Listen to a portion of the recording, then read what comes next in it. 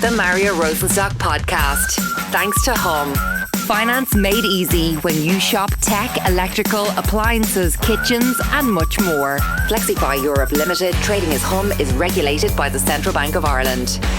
Coming up on this episode of the Mario Rosenstock Podcast. People talk about woke, right? And, you know, woke is blah, blah, blah. But at least woke is active. At least woke is people doing stuff and it's transparent and they're calling for this and they're doing that and they want to cancel everyone and punish everyone and everyone should be killed forever off and never seen again, right? And this should be rule and that should be rule and everyone should be segregated. But actually what's worse than woke is political correctness. And I think that what has happened with the Late Late, it has been the victim of political correctness, which presents itself as a virtue but is some kind of weird vice. And we're all suffering from that grip of political correctness that it has entangled itself in.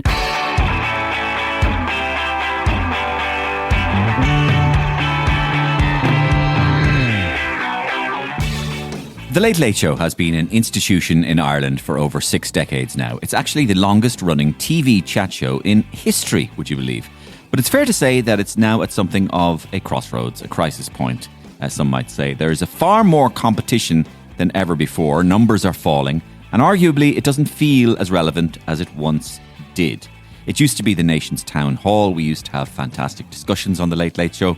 Nowadays they just seem to veer towards fairly anodyne specials, sometimes specials about specials, country music specials, Euro specials, Eurosong specials, and all sorts of specials. On top of that, there's a big question mark over who will be the host of the next series, as Patrick Kielty has not yet signed a contract to do it as we go to air. And we're not sure if he will either. I've been on the Late Late Show tons of times, as many of you know, and I'm really interested in its past, present and future. And so we invited 2 guests onto this episode who are equally as interested as I and who know a lot about the show, its insides, its outsides, and etc., and TV entertainment formats in general. Former journalist Larissa Nolan has been a guest on the show and has written a lot about it herself. And Paddy Cullivan was a weekly fixture on the Late Late for 10 years during Ryan Tubridy's tenure, fronting up the house band, the Camembert Quartet. Larissa, Paddy and I reflect on the highs and lows of the Late Late over the years. We try to figure out what's gone wrong, what's gone right, and what it's going to take to save the Late Late Show, if it can be saved, and get it back to the glory days. I can tell you this, every editor in the country is chasing after Twink for an interview and she won't give it. She's offering herself to the Late Late Show and they don't take up the offer. It is bonkers. She's honestly, you talk about box office, weirdly Twink is box office. So I have this theory, only Twink can save it now.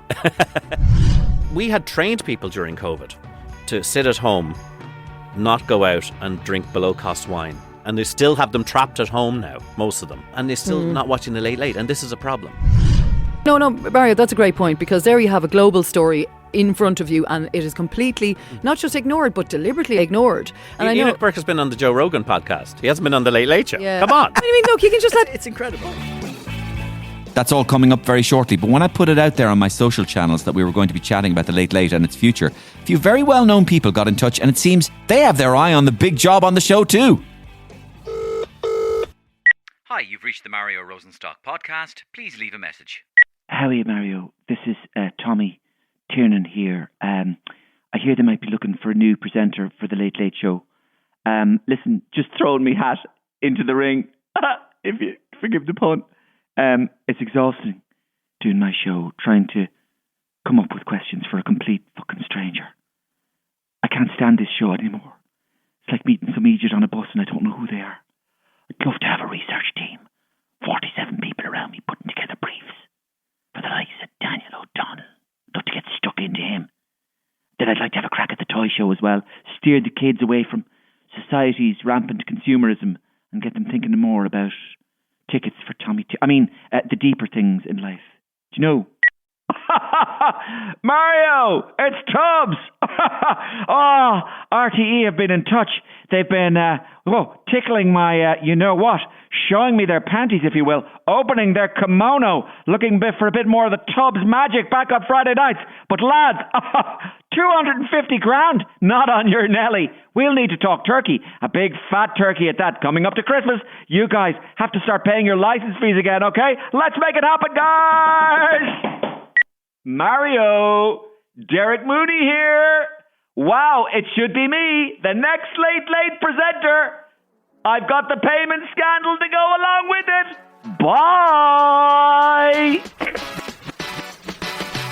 and exclusive new comedy every week on the Mario Rosenstock podcast. So the weather's getting better. They say there's going to be a cracker next week.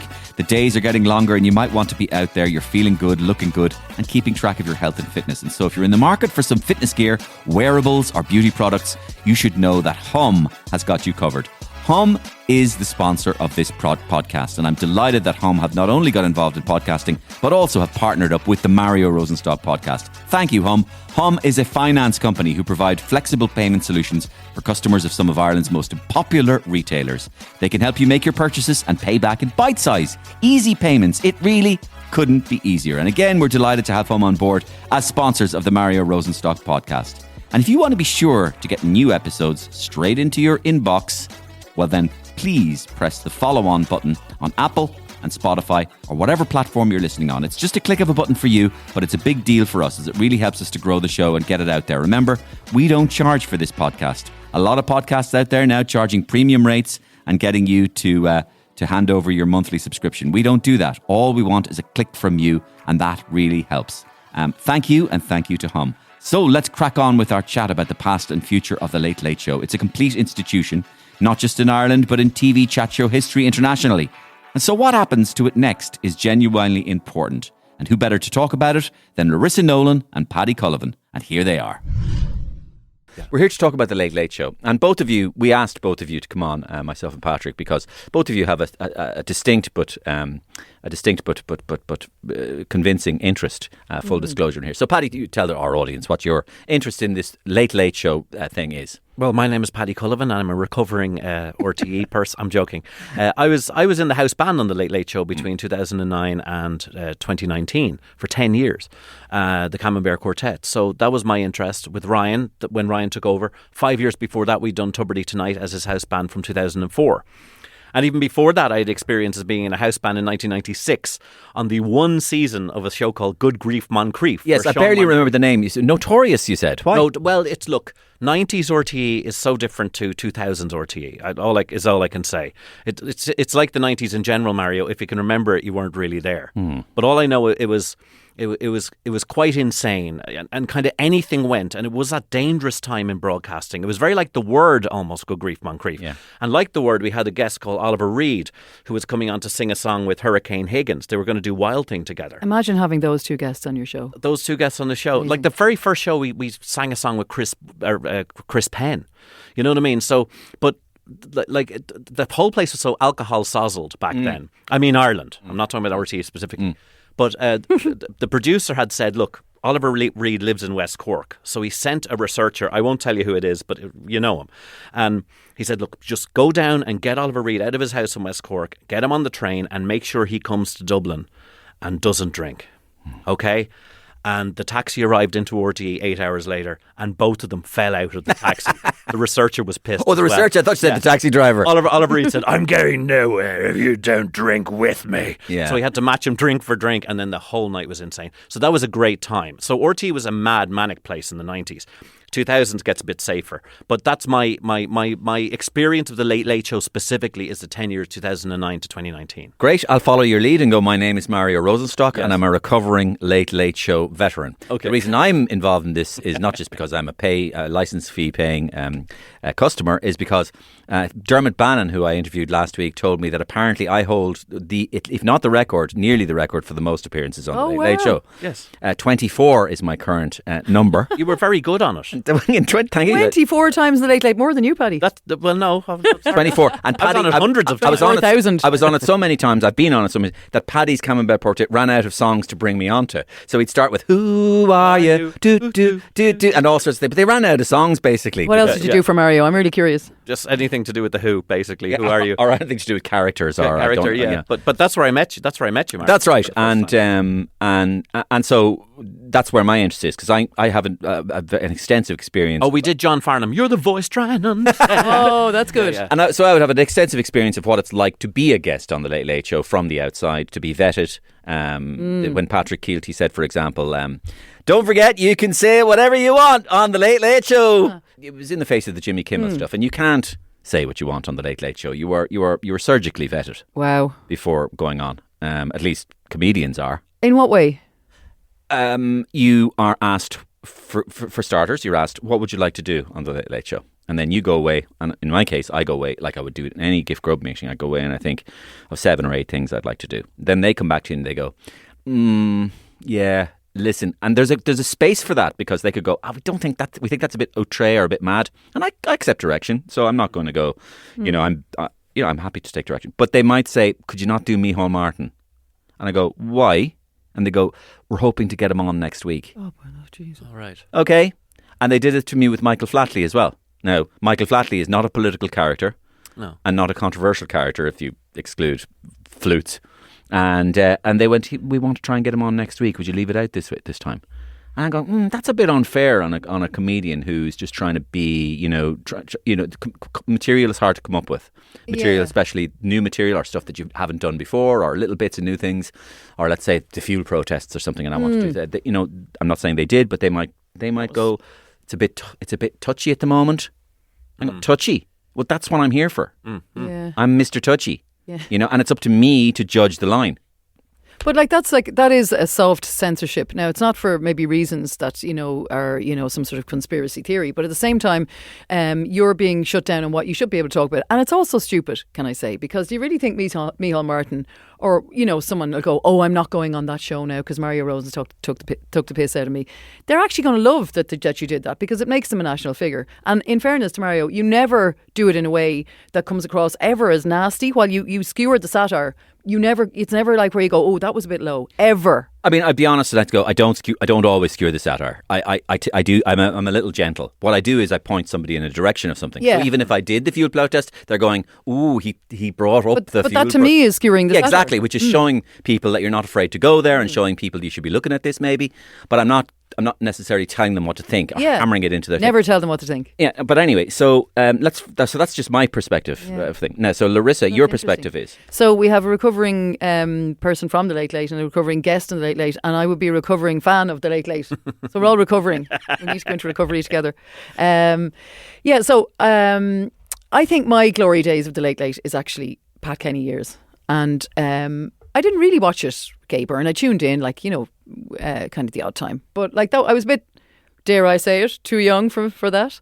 So really it was Pat Kenny when I got into it, because I was working for the Sunday Independent at the time. And back then you had to watch the Late Late because something would always kick off. And you couldn't watch it back in the player, and there was no Twitter and all that stuff, thank God. So you had to watch it, someone had to watch it, and then come in the morning and you would always get a story out of it. Something would happen, you never knew what it was. And that was kind of the fun bit, because if you were there to actually see that happen, or some row kicked off in a panel, or, Pat tearing up the Late Late tickets. Remember he did that? Someone wanted tickets for the toy show and they didn't want them, was the point. And Pat got a bit angry, which was funny. And then there was the greatest moment on the Late Late, in my view, which was when somebody broke into the studio and came up to Pat and called him an insufferable arsehole. And Pat is not an insufferable arsehole, but it was comedy gold in my view, and still the best moment in the Late Late. But I would watch it for weeks for something like that to happen, and then I'd be like, yes, this is brilliant, this is why we have the Late Late. And it wasn't afraid to do normal stuff. So what has happened since then, I think, is Tubridy took it over, and what I liked about the Tubridy years was he got good celebs on it. He had Russell Crowe on with Paddy. He always had on people like Shane McGowan. He always had on Sinead O'Connor. He got good guests, and he was a good interviewer, and he listened to people, and he responded to their he didn't just ask the next question, he responded to their answer with a different question and got more out of them. He's a real people person, Ryan, so he was really good at that. But even Ryan got sick of it and got tired of it, and I don't know, because I'm not in his head, but I imagine that there must have been some restrictions or limitations on, where it was going or what you could do. And for me, I think that is actually more to do with culture and society and broadcasters pandering to that than anything else. It's to do with, people talk about woke, right? And, woke is blah, blah, blah. But at least woke is active. At least woke is people doing stuff, and it's transparent, and they're calling for this and they're doing that, and they want to cancel everyone and punish everyone, and everyone should be killed forever off and never seen again, right? And, and this should be rule and that should be rule and everyone should be segregated. But actually what's worse than woke is political correctness. And I think that what has happened with the Late Late is it has been the victim of political correctness, which presents itself as a virtue but is some kind of weird vice. And we're all suffering from that grip of political correctness that it has entangled itself in. I can only assume that it's an environmental cultural thing. Too many oversights. People afraid of Twitter. Oh, we better not go there. It'll cause us too much hassle. We'll have to deal with the aftermath. Afraid of backlash, and so we don't have dissenting voices. We don't have panel discussions. We don't have national conversation. And for me, that's what's lost. Okay, Paddy, why was the Late Late Show so important? What made it good? Why, in the sense that why isn't it the same? So what made it? Why did it have a certain secret sauce? Or did it? Well, look, I mean, as far as I'm concerned, the Late Late is just a blob that emerged that was kind of directed by Gay Byrne into being. 2 hours of broadcasting on a Saturday night or a Friday night, as it became. How do you fill that time? And someone like Gay Byrne, everybody has to remember that Gay Byrne was as hated as Pat Kenny, as Patrick Kielty, as Ryan Tubridy. I remember, my dad's generation wanting to put their foot through the television screen because it was this weird combination of, very statist, very government friendly, but also very progressive, very anti-Republican, but kind of pro-church. He was a mix of all these different things. Plus, yeah, a lot. Just the hatred point. Yeah. A lot of men subconsciously felt that Byrne was robbing their wives off him. Really? Yes. Well, every morning he had the women of Ireland, one-on-one with him. Yes. And they listened religiously to Gay Byrne, and men got jealous of this. What they would go, your man. And is that why women are like that today now, Mario? Is that why women are like that today? What are they like? There's no excuse for them today. There's no excuse for them today. I'm kidding. But do you know what I'm saying? In other words, the women of Ireland spent 2 hours in the morning, every morning, with Gay without their husband. Yeah, well, we forget the radio influence. So maybe they were happy with that, though. So first of all, this guy is highly influential, like on society. Again, no Netflix, no nothing. There's 1 million people a night listening to him once a week. There's 1 million people a day listening to him on the radio. Hugely influential, and he's directing the culture. This man is hugely powerful. But at the same time, he had the brilliant instinct of a news hound. You know what I mean? And you'd know what this means, Larissa. Like, he would see something like the riots 2 weeks ago, the protests, and he would go, I want the head guy from the tractor on the Strait of Hormuz that is the M50, and I want him directly against Jim O'Callaghan on the couch tonight, and we're having a massive Donnybrook, Donnybrook means a fight, actually, but it also means where RTE is. And he would do that, and he'd get the audience involved, and there'd be a massive national conversation about the fuel protests. Where was that 2 weeks ago? Nowhere. 100%. Nowhere to be found. I have to say, I agree with you completely, and I don't think you can't pretend you're the world's living room or Ireland's living room and not talk about the big thing in the room. The most important thing that was happening in the country wasn't reflected in the most important live television show in the country. Yeah. One of the things that it was during the 70s and 80s and 90s was it was an effective town hall. It was an end of week gathering. Yeah. As sometimes the RTE people called some of their things the gathering. It was an end of week. What the hell is going on? We have a couple of drinks, and as Larry Masterson, I think, said, John Masterson, Larry Masterson, one of them, he said, the Late Late Show should be a song, a joke, and a row. Perfect. Right? Yeah. And that's what a night out is. Yeah. And it's live. And one of the other things that we remember as well, which maybe we don't know now, but they used to say who's going to be on. Oh, yeah. So you wouldn't know who's going to be on. So my point is, I suppose I echo what Paddy said, that it's a totally different landscape now at the moment. But at the same time, it made a difference, and it made a difference because you didn't know what was going to happen, and it had a row and a joke. And the other one that Larry Masterson said was a sprinkle of stardust, which is hard to come by. So, but having said that, Tom Cruise appears on the Late Late Show. Well, I remember saying to someone and by the way, this is not to critique, because I was friends with all of these people, the producers and everybody else, researchers. They're wonderful people, they're very nice people in RTE. But there was a kind of a fear, and I used to say, so why is that person on? And someone would go, because they're box office. And I go, grand, but you have to also create box office. And I would find myself seeing the same 11 people showing up all of the time. At one point towards the end, I realised that there was a whole lineup on the show that was exactly the same as the lineup the year before. Was it? Not only the same week, but in the same order. In the same order? Yeah. And I was just there going... Deja vu. Yeah, this deja vu. It was deja vu all over again. And I was there going, I had suggested great singers, people I knew, amazing speakers, because I met a lot of people through Dave McWilliams and Leviathan and all this, and saying, bring those guys on. You'll have a great Barney with this person. Nothing. I remember Kevin MacLeod came on. Remember, everybody was watching Grand Designs and obsessed with houses back in the day. So I had this idea. I said, look, let's have a bit of a crack with him, because none of the researchers seemed to know who he was and weren't watching the show. Are you saying you were inputting into meeting? Not into meeting, but just it would be a suggestion. Yeah. You know what I mean? Because we'd all be brainstorming, We'd be hanging out for hours, you know? And I'd say, listen, why don't we have a game called Asher It'll Be Grand Designs, and we take the 3 ugliest bungalows in Ireland, and he has to speak beautifully about them, which is what Kevin MacLeod does, even if he was a horrible building. Okay. You know? And they were like, no, I don't think that, no, because none of them had actually watched the show. And I was there going, this is really strange. And I'm not talking out of turn here. These are good people. They're busy. They have to fill 2 hours a week, which is, believe it or not, quite a lot on TV. It's different with radio, because radio you can, you know, rustle up whatever you can. But to get somebody physically into the TV studio, physically doing this, not calling it in, is big. I get it. Yeah. But, and yet, there was this lack of wanting to break new things. And I always thought that Gabo, regardless, kept breaking new stuff. Yeah, at the same time, I'd talk to a producer and I'd say, why don't we have, you know, the likes of Peter Ustinov? And he said, look, in 18 years, we had Peter Ustinov on 3 times. 100% correct. It's a complete myth.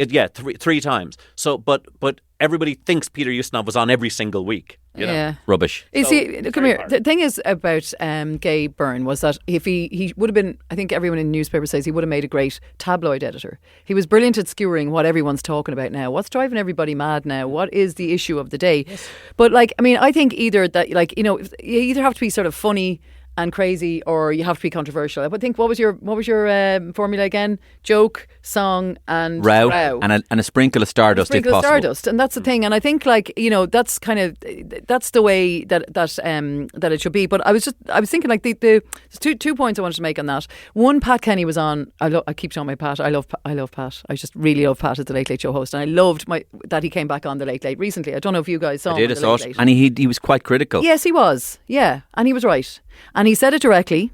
And he said to Patrick Kielty, you know, we had on, he was talking about the Joe O'Reilly murder case, and Kielty immediately came in and said, oh, we can't do that now for legal reasons. But you could have done that you can do it for legal reasons. The guy wasn't arrested. He was on the Late Late Show talking about it. There was nothing to stop. But it's not legal reasons that's the issue. It's editorial lines that are the issue. But Pat was brilliant, and he said, a bit like what you were saying, he said, I would have Enoch Burke on here. I would bring him on and let the nation decide. Let the nation decide. Why are people deciding that we can't listen to these views? Just jump in there for a second.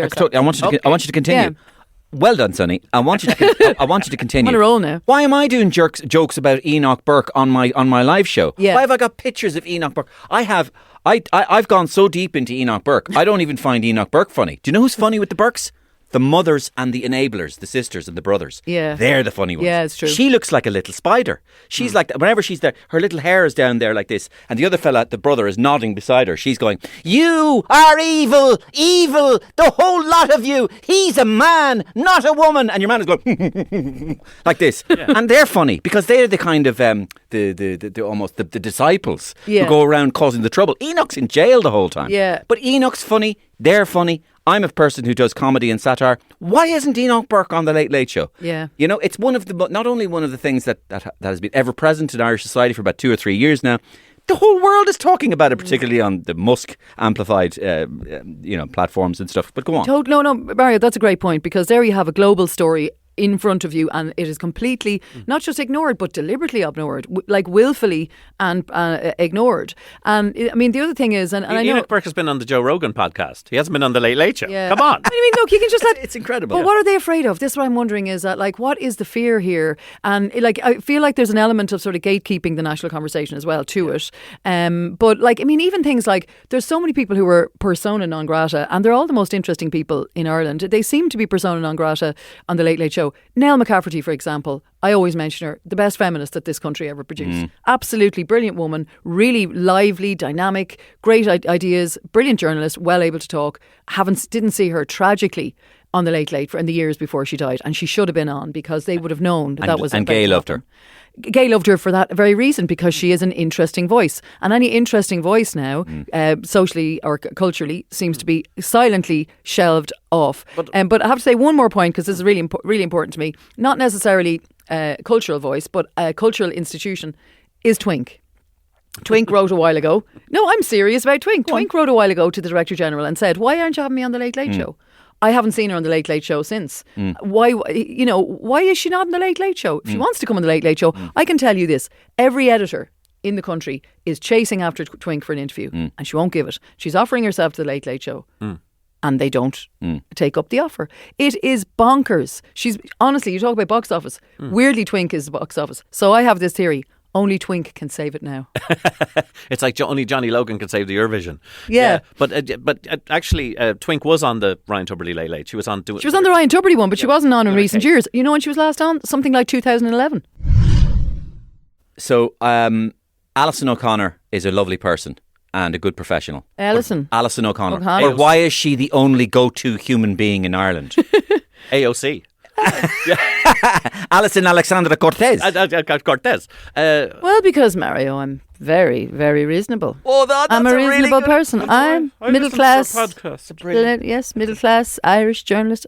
Don't really know what to be Well, I saying. listened to your podcast. A brilliant there. impression. I listened to your podcast. Do your Sarah Carey quickly, by the way. Sarah, Mario, what are you talking about? No, go away, Mario. Stop now. I don't know what you're like at all. I'll stick now. I'm going to get myself in trouble here. They'll all be given out to me. Now I'm afraid. No. Not at all. Not at all. So Don't edit yourself. Go on, No, Paddy. Do you never. want to say something? So where are we? Where are we now? We are. Well, look. To be fair to the Late Late, and I will give them this: that when Gabo was having the national conversation, we didn't have like Katie Hannon's Frontline, prime time twice a week, 678 hours of current affairs on the radio every single day. So literally, by the time Friday comes along, the whole national conversation has been had in and out and up and down. Just one thing, just to interrupt you there for a Yeah. second. You've walked into the exact thing that Gabo would have disagreed with. Good. Do you know what Gabo always used to say? What? He used to go, I'll tell you what we're doing. We're doing the national health. We're doing the health service on Friday. And they go, Gay, it's been on all week. Okay. It hasn't been done until the Late Late do it. There we go. I like it. Yeah. There we go. That's Okay. what's called bollocks. Well, there we go. Okay. Well, then you're right, and I'm wrong. No, you're not. It's not a question of being wrong. I'm saying it's called having a conviction. Yeah. And this, for me, is the problem. Please jump in anytime you But want. it's like not having Vincent Brown around. What the hell's going on there? Can I know? I want you to continue. That's true. I want you to continue that because you're right. It lacks conviction. Yes, it lacks conviction. It lacks vision. Comes from usually 1 to 2 people, and they spread the vision. Yeah. Leadership, and you go, I'm going to do this. We're going to do it. Yeah. One of the things that we haven't mentioned so far is that Gay Byrne was executive producer of the Late Late Show. Yes. That means he called the shots. Yeah. When Ryan was producer of the Late Late Show, I'm presuming that Ryan would sit into a meeting where the executive producer and the production team told him broadly what we were doing. Well, I don't think Ryan was even producer. No, presenter, I think. Yeah. Presenter. Yeah. They tell him what we're doing. Same with Pat, although I'd say Pat had more of an editorial input considering his interest in current affairs. Yeah. But Gabo was executive producer, which meant if they said, we've got to do the elephant on Friday. Yeah. Because if we'd be stupid not to do the elephant, go, forget the elephant, we're doing, the health. Exactly. And also, I mean, and it's not to take away from Ryan, because I did 5 years with Ryan on Tuberty Tonight, which was a pure entertainment show, which had a little bit of current affairs. He was brilliant. He was absolutely amazing as an entertainer, presenter, and it was great fun. I adored it. I got to duet with David particularly Hasselhoff. on Tuberty Tonight. Tuberty Tonight, he set up that kind of free and easy, rat packy vibe late night. And so he proved himself an adept and continued on the Late Late Show. It, to a degree, but the problem is the minute we hit the Late Late in 2009, I could just feel this kind of weight coming down on us. There was this kind of, you are the Late Late. This is the national conversation. And yet I found that it's that weight kind of took away from the content in a bit. Let me finish the thing about conviction, because I know Larissa would like this. So you need vision, you need a conviction. Conviction means the ability to make a mistake, see it through to the end. Yeah. Build it and they will come. Yeah. You've got to say, I'm the program maker. Yeah. You don't put a poll out to people going, what would you like to see? Yeah. Would you like to see a C-list English entertainer who was on I'm a Celebrity? You'd recognise his face. Yeah. Would you like to see that? Or would you like to just shut up about that and we're going to make the programme, thanks. You're the watcher, I'm the maker. Yeah. I'll make the programme, you watch it. That's what I'm paid for. Yeah. And that's what you're paying me for. Let me do my job. So they seem to lack conviction and they seem to lack courage and balls. Yeah. Why is the thing. My problem with it is that I keep on coming back to money. They are financially beholden onto the state and they are terrified of getting sued, and they're also terrified of Twitter X and the platforms. So, for example, if you say Israel, Palestine, they can't win. Israel, Palestine. Don't mention it. Why? Because if you say Israel, they'll give out. And if I say Palestine, they'll give out. So don't say it at all. Yeah. Stay away from it. And that's why Patrick got into such trouble last week. For what? He got into such trouble for the gentleman who was on the Late and Boy George, and talking about the two the two Israelis or the Jews who were attacked in Golders Green. Yeah. And Patrick jumped in and went, and he said, just for context, that's in the backdrop of the attacks in Gaza. And everybody went, how dare Kielty link the attacks in Gaza with the attacks on the Jews in Golders Green? It's absolutely slaughtered, he was. Well, but you're he so was what? both sidesing it, though. He was both sides. Exactly, but you can, so instead of both sidesing it, where you get equally slaughtered, sorry for the inappropriate use of that word, they're decided to no-sizing it. Yeah. No sidesing it. So that applies to everything then. No sides this, no sides that. Yeah. So what does it all come down to then? Let's get the guy who finished 9th on I'm a Celebrity. Yeah. Or do a country special. Because, do you know what? Or a country special with the guy who finished 9th on Celebrity. I did a sketch. I've been doing sketches on this. We did a late show special All Ireland country show, All Ireland country western show toy special, rain, and then we said it's a weather special as well. I'd love that. The only special they haven't done is the weather special. We're joined tonight by all our greatest weather people. Martin King, how are you? We're going to have Daniel O'Donnell singing It's Raining Men, and we're going to be, so it's just a weather special. That's going to happen now, They'll have a weather special. That's actually a really great idea for the current Late Show. That's right up their street if you went. But first, we have a man on who met Carlo Weather. It's not even, they wouldn't get the Carlo Weather guy. He would be unavailable. No. Probably too risky. He'd be doing Brendan O'Connor instead. It'd be a ploughing special. You copying my Brendan O'Connor. Somebody, somebody might disagree with him or say, "Oh, how dare he have a view on weather? He's not a weatherman." And then they go, "Oh no, that's terrible. We have to shut it down." Look, does anybody want to pick up on anything I'm saying? I mean, I do, right? Because I think really what it comes down to, it's easier. Let's do this because it's easier. And there's a second thing that's been happening in society and culture for the last 10 years-ish, which is letting a loud minority decide what the rest of us think, do, discuss. Right? So it's like, oh no, you can't do that. So there's this loud minority. So what if people disagree? So what if they go mad on Twitter? So what if they criticise you? You say, okay, grand, I took that on board. Moving on, next show. Like, so what? If you have carried out basic journalistic procedures and ethics, that's fine. Once you're I do think that we're under the cosh of too many of these sort of press complaints. Of course I would, as a person who worked in media for so long. But at the same time, you can navigate those and you can walk the tightrope of those and you still can have a national conversation. But it takes more work. And it takes more energy and effort and it takes more intellectual rigour. And I think the easy option is instead to go, let's park all that and do this instead, because that is too much of a pain in the arse. And as Paddy said, we're scared of our shites. Yeah, they're scared of their shite. And also, burn the Rolodex. Just burn the Rolodex. Stop the big butterfly nets going through the canteen, gathering up guests. The great canteen sweep of 2010. The canteen sweeps, which is... Help. Which is fine. Don't stop the old butterfly nets. But it's fair enough. I get it. But there are so many talented, brilliant people out there. There's great speakers. 1 in 3 people in Ireland is Conservative. Okay? Just 1 in 3. 1 in every 3 people you meet on the street, everywhere you go, is a Conservative. Okay? Voted against gay marriage. Voted against abortion.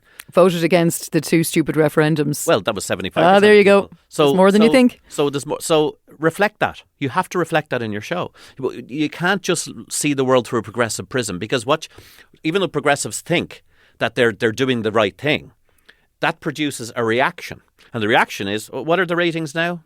What are the ratings, Mario? So I was going to bring this up actually. Yeah. So I'm doing another thing at the moment. So I was plugged into a few ratings. Just to check that you were number 1. No, 25 years ago, Glenroe finished. Oh. And I was in the last episode of Glenroe. Yes. Yeah. And Glenroe finished and it had 1.5 million ratings. Not for just the end. I remember, because I was concerned about myself, about my bits in it. And I remember when Miley went for a roll in the hay with my wife. And I knew then my career as a matinee idol was over. 1.5 million people watched it. Other occasions, 1.5 million people watched it. And other occasions, 1.2 million people watched it. Late Show used to be watched by 1 million people. Then during Ryan's, it used to be watched by 7. I checked this. I have an email from Ryan going, Fantastic stuff last Saturday. Great to see you. Let's go out for a pint. We had 750, 800. Absolutely, we're delighted in here.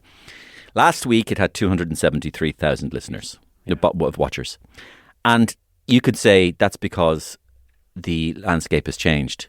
Not quite. Dancing with the Stars gets 550. Yeah. Now there was no hope in hell that that Gabo would be beaten by Dancing with the Stars. No. He just wouldn't accept it. Or Pat Kenny. No. They wouldn't have it. But Late Late Show is getting tarred and feathered by Dancing with the Stars. Mm-hmm. And would you like me to put a nice window in there? Dermot. Yes. Yeah. People are still obsessed about their house. Yeah, they are. I am as well. And I love Dermot, and he's a very intelligent guy, and all that sort of stuff. And he's bringing in the ratings. Yes. So, but you shouldn't be beaten. The Late Late Show should be beating these. And like we had trained people during COVID to sit at home, not go out and drink below cost wine, and drink themselves, and they still have them trapped at home now. Most of them, because I know from doing gigs, it's hard to get them out, and they're still not watching the Late Late, and this is a problem. But again, like I'm saying, if you turn off the third of the country that are conservative, because everything you do is from one political or progressive perspective, I'm not saying. I don't even think it's that, Paddy. I think it's God. No, because what do you think it is? Because that fear of bringing people on is part of that progressive outlook. No, it doesn't matter how many people are conservative or or not conservative. taking in anyone else's opinion. That's what I mean. It's not like, it's more like listening to the loud minority as opposed to saying, hang on, most people are in the middle. Because honestly, I think there's studies done on this that like 80% of people are what's called just the frustrated middle, who are like, there's 10% on one side and 10% on the other side who are wacko, and then the rest of us are all going, Jesus, just give us normal conversation. Most people are intelligent enough to understand a conversation is a conversation. A discussion is discussion. Someone will have this point, someone else will have that point, someone else will drive you mad, and you turn off and you go, I have a think of it and I come to my own conclusion. And I think it's an insult to the audience to say, we better safeguard them from that. It's part of the whole safetyism, and it's very, very convenient for programme makers and whoever else to say, we better veer on this side. We'll make it the Rose of Tralee. Basically, the Late Late now is the Rose of Tralee chat show. It's like the Rose of Tralee. That's the audience. And there's a whole other open audience out there who aren't getting any of this debate, which I think would actually be really, really helpful to Ireland as a country, because things that aren't discussed, this is a slightly excitable comment, but countries that where discussion is repressed turn to violence. Now, I don't mean we're all going to go around killing each other, but you see it there with, say, the frustration of the fuel protests. Yeah. All these issues are just not being discussed. They're just being sidelined and pushed aside. And I mean, like, if I was the Late Late Show now, I'd have a panel on government waste. The absolute madness of the latest bike shed down in Kerry on top of the other one, and the Children's Hospital and all that kind of stuff. So, I mean, we need to be having these conversations, but also we need the Stardust. It's just not there. It's not there. Okay, I would two more points if you wanted to jump on these. There is, in society in general, and as reflected through the Late Late Show, what I might call an anti-intellectualism. It's the unwillingness to get intelligent, thoughtful, quasi-philosophical people on to the show.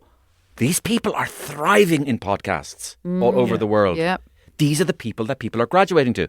People with sentient thoughts, people with something to say. Yeah. Ulick O'Connor back in the 70s. Yeah.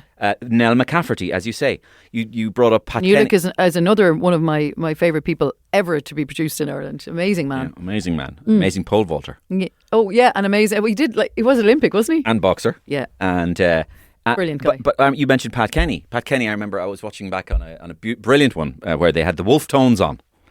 And they had Wolf Tones on the panel sitting beside Fintan O'Toole. Yeah. And Fintan laying into the Wolf Tones. Yeah. And he said, the Wolf Tones there, you don't get it, do you, Fintan? You don't get it. No, I refuse to partake in you.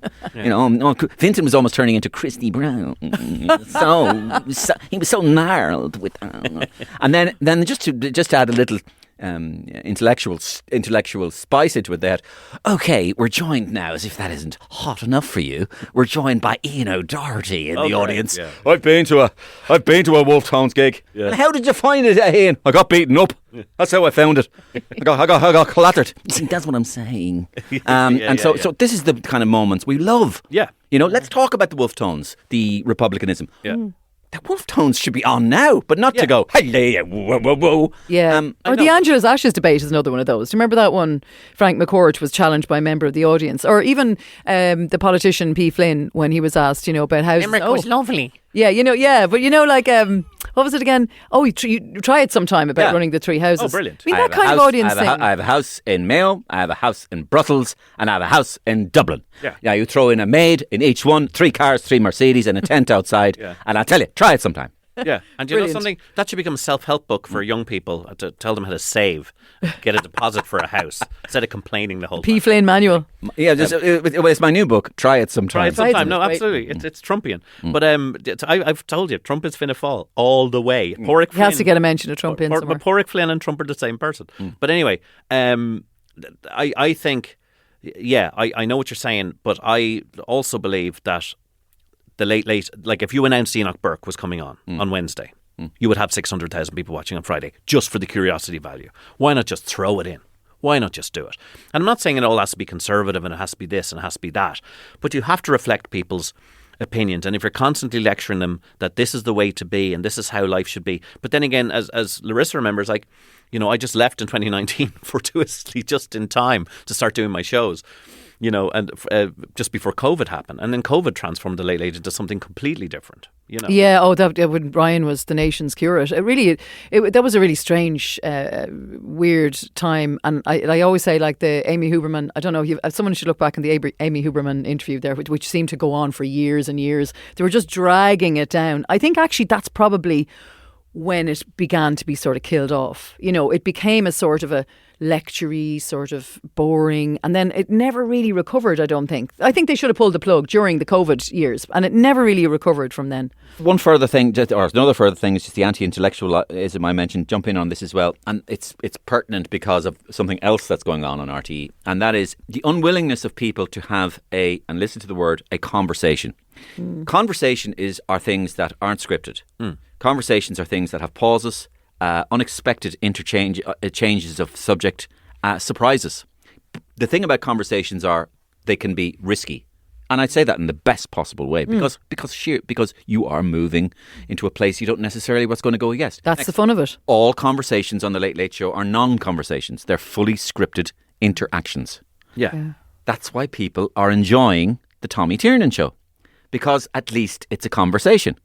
It's a conversation where it's unscripted. You don't know where it'll go. He doesn't know who's coming on. Yeah. And so on. Well, I just call it the Late Late Show without research. Yeah. And I'm not being mean. I just think the Tommy Tiernan Show gets an awful lot of rope. Yes, because Tommy's very good and because it is that kind of unplanned thing. But it's still within that stricture. I still see a lot of the same faces going on. I still look, but not a lot of unfamiliar faces. I'm not speaking out of bitterness here, Mario. But I've done 2 sold out tours of America with my show, The Murder of Michael Collins. You'd think from 2022 till 2026, somebody might have me on for 10 minutes to talk about it. Yes. It's a very important subject. Agreed. I'm not, just for myself. I mean, I'm not saying that everybody deserves to go on the Late Late or well, I've had you on this is your third time on my podcast. I deserve to go on. So, Agreed. So there you go. So full of interesting things. I think Tommy Tiernan's show is deadly boring, and I actually think it's even more boring now than the Late Late. But do you address my point though? No, totally. No, you're completely, totally right on your point, and it is unscripted. I think it's so unscripted, it's kind of veering into like when he doesn't know who Gilbert O'Sullivan really is. And tell us again. Remind me who you were and what. And I'm there. This is one of the greatest musicians that Ireland's ever produced, correct. And you should know that. And from Waterford. Yeah, and from Waterford. Like all good people, like yourself, Keith Barry, and Gilbert O'Sullivan, Kate Bush. Yes. So anyway, back. But can I just say, it's something that is worth mentioning is that Tommy, it's unscripted, at least a bit different, but it's still boring and it still has safe people on it.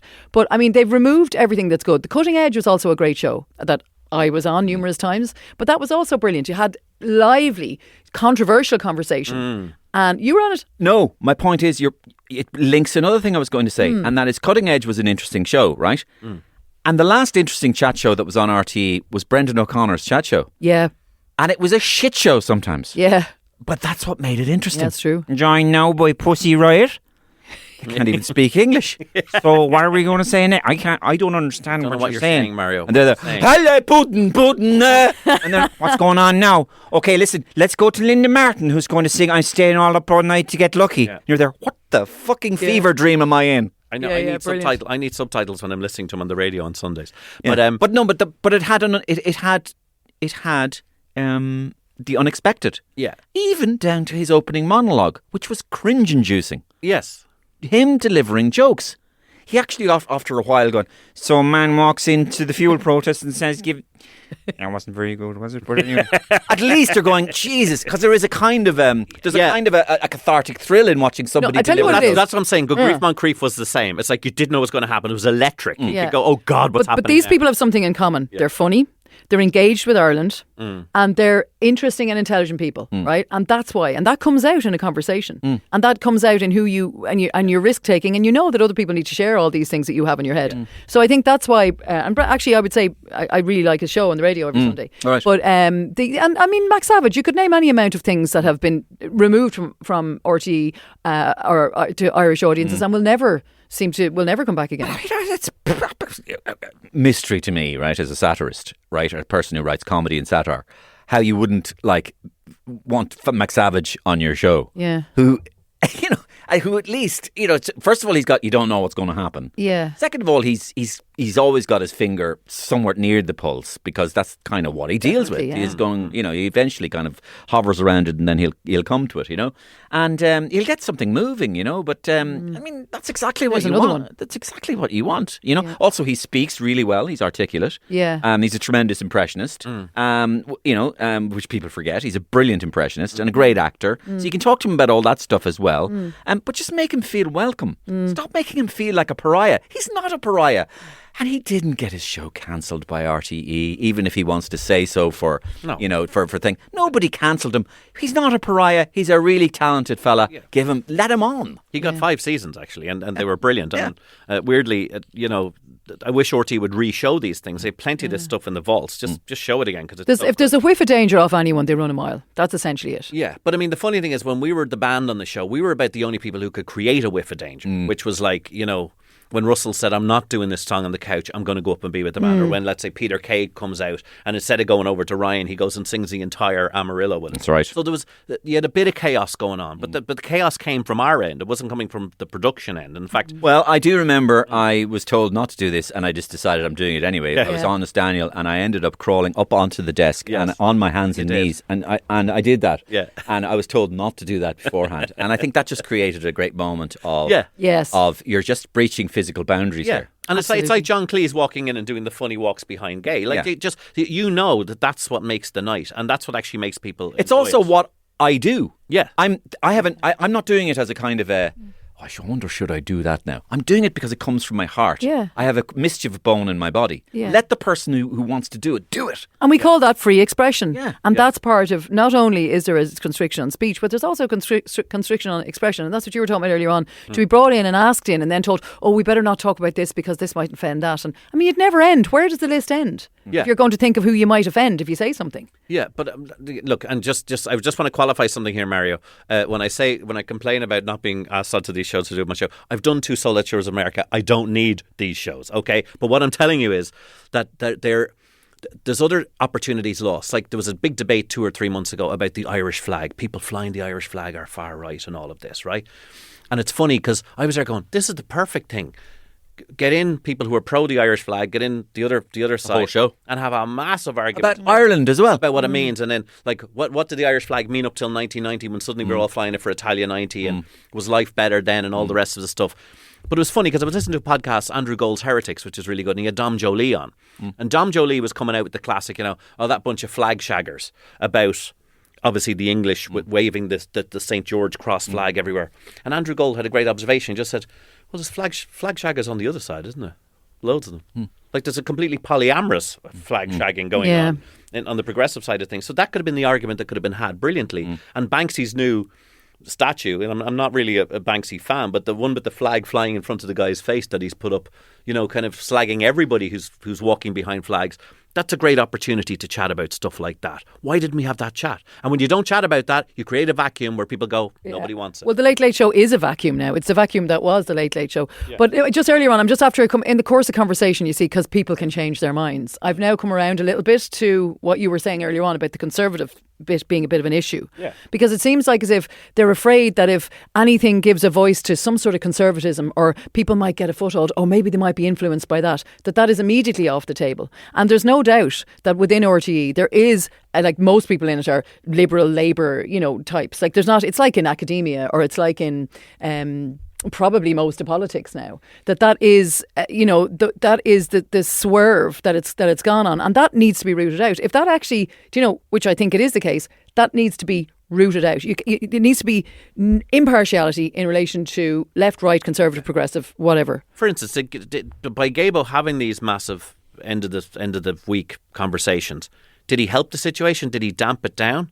Because I tell you one thing, by not talking about the stuff, you're creating total That's what division, I was saying. Total division. Yeah, and also you create violence, and I mean like violence, not in physical necessarily, but you create these uprisings and these anger and these things. Case in point, I would argue by Gay Byrne physically demonstrating how to use a condom, that it probably helped people to use condoms. By used condoms. To buy and use more condoms. Yes. Thereby helping, the And even when he surrounded Jerry Adams with 5 guys who were totally anti-Jerry Adams, which is a very unfair debate, but it actually was the first time Adams had been on TV, and it kind of it allowed people to finally, it led to, it might have helped towards a peace process, dare I say it. Yeah. Is it, just from a person who knows how RTE works, Paddy, I think it's fair to say, you've been around there a lot, and Larissa as well, is there any chance it'll be done, that'll cut it? Ooh. Personally, I would say... What do you think? No. I would say not a chance in hell. Yeah, I'd say it'd probably be too much of a juggernaut still. But if the numbers are coming down, though, like to such a degree, what do you think then? Well, I mean, there is a strain of thought that would go, you'd sit in a room with a bunch of finance people and they go, are you joking me? Right? First of all, and this is, I'm sorry to say this, a load of people will go, are you saying we're going to have to work for something else? To get something else done? Yeah, you'd have to do some work. Yeah. Right? They won't want that. Right? It's back to that, though. Second of all, they'd go, the Late Late Toy Show alone is worth the entire season, perhaps, or at least a chunk of the season. So the income from the Late Late Toy Show alone, my argument to that could be you could have just the Late Late Toy Show. That's what I think. Yeah, but my point is, I don't think they'll cut it. Do you? Well, 5 specials a year. Well, look at it this way, Mario. They've ended the Late Late, haven't they, in May? That's never happened before. And there's been fewer episodes than ever before. It used to end in June. We would go right up till June, and we come back at 1st of September, or the first Friday in September. I think, as Larissa was suggesting at one point, 5 specials a year. One would be a country special. One would be a toy show. Toy show is a perennial. I think just in general, the chat show is in trouble. I think it's. The chat show the world over is in trouble. And I think, again, it's because of dogged ideological pursuit. You know what I mean? I think there's 2 things. I think people are sick of watching rich people tell them they have it so good. And then secondly, I think there's barely an American comedy, there's barely an American late night show that I can watch now. It's so bad. Jimmy Kimmel comes over like a bag of cold sick, despite what your recent guest said, he's no Jonathan Swift. You know what I mean? And laughing about assassinations or expectant widows doesn't cut it with a lot of people, Have you been doing your research now there on Mario? Well, I have. Well, no, but the only people... Have you now? I've researched you. I've listened to your last show. You was an Alison O'Connor voice. That's it now. AOC. No, but I'm a journalist now, 30 years. No, but also... and I can tell you. No, but also, like I can still listen to Bill Maher. I can still listen to a bit of Jon Stewart because, again, they allow all opinions. That's it. That's what makes them fun to watch. So it's very simple for the Late Late. Just change the formula. Reduce. We always said reduce it to 90 minutes. It's way too long. And it's a thing called journalism, which is where you listen to both sides. Yeah. Audi Alterum, Audi Alterum Partum, which is one of the first things we learned. I feel. I honestly feel we're not living in a very, very free society. I think that there are a lot of freedoms curtailed in this society, and it's curtailed not by law or by Comisiún na Mon. It's curtailed by the chilling effect of what would happen if you said anything. It's self-censorship. It's self-censorship, and that's the worst kind because that's Animal Farm, that's Orwellian. It's insidious. That's when we're doing it to each other. Yeah.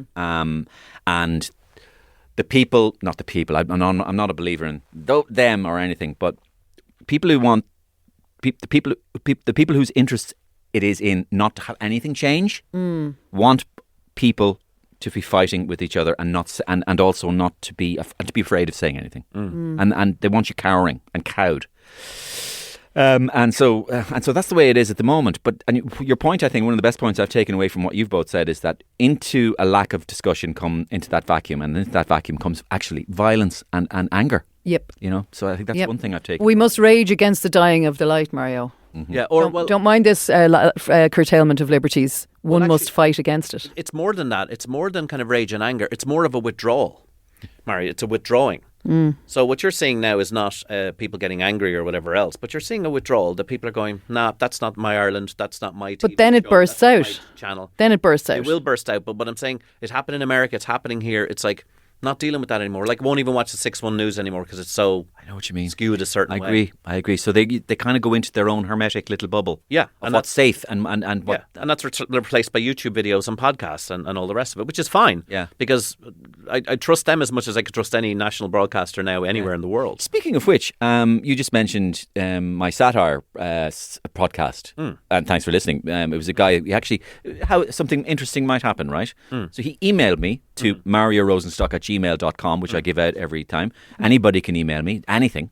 And he emailed me and went, you don't know me. No, I've done this, this, and this. I'm doing a show around the country about Swift. It's a musical. Okay. And I thought, as a kind of guy who does this sort of stuff, I like your stuff. Would you like to talk about Swift? And I go, I'd love to. Do you know loads about him? He knows loads about him. He came on and he told me loads about Swift, Ireland's original satirist. Yes. Who turns out, the things you can discover about your own country. It turns out Jonathan Swift was one of the first, if not the most brilliant and early propounder of mental health, to the extent that he founded St. Pat's Hospital. Yeah, in his will. Yeah. Father of satire and starter of St. Pat's. I mean, how psychiatric hospital. Amazing is that man? Yeah, absolutely. A man who lived till 78 years of age, in which at a time when the average age was 35. Yeah. By doing revolutionary things like exercise, which was frowned upon, and eating vegetables. Yes. But he wouldn't be allowed in the late now because he's a priest. But I'm saying you could have had, let's say, Jerry Mullins, who was on my podcast. Yeah. Nobody knows him. Just kicking off about Jonathan Swift. Yeah. Then you could have had Max Savage. Yeah. And you could have had me. You could have had you, Paddy. Yeah. And you could have had another perspective as well. A media perspective, maybe. You could have had the most stimulating discussion. Throw in a few clips of stuff that we've done on TV over the years. Jack Black in Gulliver's Travels. Come on, there's loads of that stuff. Yeah. There's loads of kids love this. As he said, the biggest selling book of all time. Irish book of all time. So there's nothing that teenagers love more than satire. Yeah, but again, as an editorial person, Mario, as a producer of this show, you said, oh, I like the sound of that, let's do it. Instead of going, is he on Dancing with the Stars? Because if he's not, if he's not part of the umbrella organisation, we're not having him on. It wasn't even that. It was better than that. Of course. Because I was listening to other people. Yeah. It was my producer in the breakfast show, Charlie, who went, we were talking about the Late Show, he said, it's the end of the season, you should do that in your podcast. And I went, yeah. That's exactly right. Can I take the idea for myself? And he went, yeah. And that's exactly, you're listening around. Your antenna opener going, I want to talk about the Late Late Show. And you guys jumped at it because you're very good about it. Well, I didn't jump at it because, look, I mean, a lot of the people in there are still pals of mine. And again, none of this is to denigrate the researchers, even the producers, and especially the presenters. Patrick Kielty is one of the greatest comedians on the island. It's not that. It's somehow whatever happens when the whole circus comes together, that a fear kicks in. And that's my issue with it. And they'll all know what I'm talking about. Does it need leadership? Does it need somebody like Vincent Brown? I'm seriously. I'm writing something about him at the moment. And well, I'd have him. You know the way American chat shows have a foil? You know the way, you have the presenter and then they've got the foil sitting on the couch. I'd put Vincent Brown on the couch for the whole thing. And here's another thing. The removal of the couch. Who's one of the most successful chat show hosts who's robbed an idea from the Late Late and just gone with it? Graham Norton. He simply has a very simple thing. I get the most famous people in the world, I put them on a couch and they stay on the couch till the end of the show. And the crack that happens is a pure Late Late Show idea, which they mysteriously got rid of with Ryan's tenure. And I always used to say, why aren't you keeping them on the couch? You could have great crack with these guys. Well, you just put a hugely beautiful scene into my mind now. Yeah. Right? So next year's Late Late Show, and Patrick Kielty goes, welcome back to the show. Am I being serious or am I been having the crack? Nobody knows by the tone of my voice. Would you welcome, please? He came 9th on I'm a Celebrity. Get me out of here. Don Delowy Doomba. And then you have Vincent Brown going, hold on, what are you doing having him on? We have him on. He's again. No, you're not. Tiernan, you should be talking about the fuel protests. Get Enoch Burke on. Sorry, forget him. Ladies and gentlemen, Enoch Burke. Brilliant. It's Brilliant. And so he actually just changes the show. I love it. Yeah. But to see that, but again, Graham Norton, very simple premise: no politics, no current affairs, celebrities, but on the couch. Bring back the couch. Vincent on the end of the couch. Finally, do you think Patrick will come back? No. No? I think Patrick never really gelled as the host, and as Paddy says, he's probably a brilliant performer and brilliant host and all the rest. We didn't get to know him enough, I think. That's really sort of the part. There's a sort of a shield before him. He lives in London, I think. We don't get to know him. He's not part of the furniture. There was this remove with Patrick, and also I thought he cried too much. It really annoyed me. But I think that he's probably just maybe the need or the novelty he had to come over here and work for a while has gone off him. I think he was phoning it in for the last couple of weeks, and he's dying for his summer, and he'll never come back. Paddy, do you think he'll come back?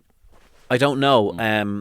All I know is that when a wheelbarrow full of money is wheeled up to your door, it's very hard to say no. But you think so? In his case, Well, he could make tons more of that if he was working at home in I London. get the impression that from the stuff that's been published about his companies and everything in the papers that he seems to be financially very comfortable, and I don't think 250,000 before tax. No. Well, look, okay, I'll do it then. I'll do it. I'll do it for one season. Who should do it? We should say that actually. I'll do it Who for do we one think should season. do it? Paddy, welcome everybody to the Michael Collins special. Yeah. Actually, yeah, I don't agree with you. Okay. Get out. Paddy, listen, great to see you again. Actually, if you had Vincent Brennan and me, we could call it Grumpelstiltskin and Frankenstein. Before we go, can we just say who we think should do it? Has anyone got any ideas for who might do the Late Late that would Mario would be energise great it? at it, actually. Yes. And To be I honest, 'cause actually, he's- Mario would be amazing at it. Yeah. Dahi O'Shea, I think, would be brilliant at it. Yeah. And maybe Mario as Dahi O'Shea could be an idea. Well, to answer Dahi O'Shea, I think he's a much underrated talent. Yeah, he's brilliant. Somebody who actually has a bit of soul. Culture, yeah. intellect, Yeah. fun. Yeah, Yeah. absolutely. Mischief, great fun. And gorgeous, I think, Yes. by the way. Here's a kicker for you, right? But it wouldn't probably work because he's probably a bit sort of done. But you need somebody. Ian and I often talk about this. Forget about telegeneity and good voice. By the way, one of the things I think the television requires more than anything else sometimes is a good voice. Yeah. It's a peculiar medium. You need a good voice for telly, I think. But Yes. you can do it without it, but Yeah. it's a funny thing. People think, oh, you look good. You'd be good on TV. Not necessarily. You need to have something in your delivery that attracts people. Well, anyway, I always thought you need somebody who can put their foot in it. Yeah. Derek Mooney used to always put his foot in it. Oh, yeah. And he'd just go, he'd say something, what the fuck have you just said there? I know. And he put his foot, and you need somebody because basically somebody putting their foot in it actually opens the door. Totally. I that's the love thing. that. That's box office. I love that. Yeah. Yeah. I mean, Kenny used to do partridge moments as well. I mean, Kenny used to go, he'd have a fella, let's say a famous, we're joined now by a man who climbed Everest twice and then came back and climbed Mount Fuji. And so your man would go, so tell us what happened then. So then, Pat, what happened was after I scaled Everest the second time, I was coming back to my home in Hampstead at the time. So my head fell off. And but tell us about the time you climbed Mount Fuji. You're going, and the viewers there go, the head. The head. What about his head? The head fell off. Yeah. He just skipped. Yeah. And I'm sorry, but he did, because although he is brilliant on, sorry, he'd hate this. Although he is brilliant on radio and he's forensic, and I think he made all his great big ratings thing through the COVID with Luke O'Neill, especially because people trusted Kenny's forensic scientific mind, and that they went, he's authentic, at least he's trying. He did bluster a bit on TV at times with the Brigitte Nielsen thing and all that sort of stuff, and trying to do the Late Late Show. And, it's unfair a bit to say that. It's not. It was one of the best things about Pat, and that's what I was saying so earlier it makes on. good TV. That's why I loved him. That's why I watched it every week. And he's real. He's human. He says things like exactly. we all say sometimes wrong. And actually, I think that's part of Pat's strength. Yeah, he isn't sort of going, I can handle anything. Yeah. He's quite clearly better at some things than he was at other I things. think that was fair enough. And to be honest, like, it does require someone who's able to deal with lots of different things. Like, someone did actually say to me once, would you ever think of, what would you think of presenting the Late Late? I said, I'd love all the fun stuff. The serious, sad stuff, all that emotional stuff, very, very difficult. I also think not only difficult, very emotionally draining. If you involve yourself. So to be fair to Ryan and Pat and all, and who didn't end up crying, it's a tough job. It's a very tough thing to go from that horrendous seriousness to then high entertainment. It's schizophrenic. It's very tough, you know. What about somebody like Marty Whelan? Would he be? I mean, does Marty? I love Marty. Yeah, I love Marty. Would it suit him? No. I think I know I think Marty could do anything, you know. But he would come on and he'd go, "There's no beginning to the excitement." He's very surreal. I do a lot of work He's with a bit Marty. surreal, yeah. I do. He's a very Spike Milligan fan, you know. Yeah. But I think he'd be great at everything. I mean, bring back Winning Streak for a start. Yeah. Come on. Yeah. That was the best crack. Yeah. Yeah. Is Kevin McGahern the new Marty Whelan? He's the image of him. He looks exactly like Marty Whelan. Do you ever notice that? He could be. Anyway, Listen, what about, last thing I'm going to say is I would think that Jennifer Zamparelli would be very good at it. She seems to be an all-rounder. She's great fun. She has that touch of mischief, and she's highly intelligent without that being obvious. So I think one of the funniest women in Ireland. Yes, definitely. Funniest professional women in Ireland. Yeah. She's got funny bone. Yep. And it's that thing that you just have it. She does that thing with her eyes, and you know she's just a funny person. Yeah, and she's down to earth, and she's in touch with people. She's brilliant. I think she'd be very good. If you want a female presenter for the Late Late Show, I say Kate O'Connell. Just to put a complete lunatic in Politician. there. Oh, put her in there. Lash it in. It'd be box up million people a week. Okay, Late Late Show presenter Alison O'Connor. What she says, welcome. Well, she'd say, well, now, Mario, sorry, for a minute there I was thinking in Kate O'Connell terms, because I do her as well. But Alison would be great, because you know now, Mario, she has 30 years experience as a journalist in this country. Okay, I'm going to have to cut you off there. Come here. Did you have mental health problems recently? Well, No, it's COVID. It was COVID. It was hantavirus. Okay, Stephen McClune, thanks. You were on sound. Paddy Cullivan, thanks very much. Join us next week with Alice O'Connor, AOC, and Alexandra Ocasio-Cortez, and Vincent Brown is on the couch saying no. Okay, good luck. And my thanks to Larissa and Paddy for talking to me about the Late Late Show, especially in this week with the controversy surrounding the new payment scandal with Derek Mooney and Ray Darcy and Claire Byrne and everything. My thanks, of course, to Hum Finance, Hum, who are now our exclusive partners on the Mario Rosenstock podcast. Hum is a finance company who provide flexible payment solutions for customers of some of Ireland's most popular retailers. Look them up. Okay, thank you. You can get in touch with me, mariorosenstock@gmail.com. And thank you for listening. Same time, same place, of course, next week. See you then, folks. The Mario Rosenstock Podcast. Thanks to Hum.